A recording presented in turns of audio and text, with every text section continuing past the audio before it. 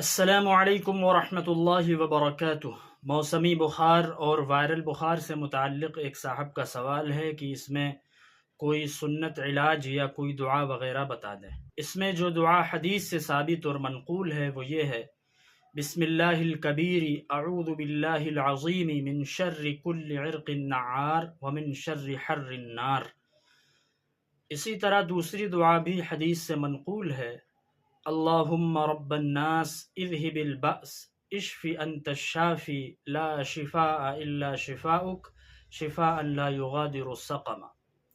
یہ دو دعائیں جو ہے یہ مریض پڑھے گا، اور ایک دعا عیادت کرنے والے اور بیمار کو دیکھنے والے جو لوگ آتے ہیں ان کے متعلق ہے۔ حدیث پاک میں ہے کہ جب کسی شخص کی عیادت کرنے کے لیے جاؤ تو یہ دعا پڑھو: لا بأس طہور انشاء اللہ۔ کا مطلب یہ ہے کہ اللہ تعالیٰ اس بیماری کے ذریعے تمہارے گناہوں کو دھو دے گا انشاءاللہ، اور تمہیں پاک و صاف کر دے گا۔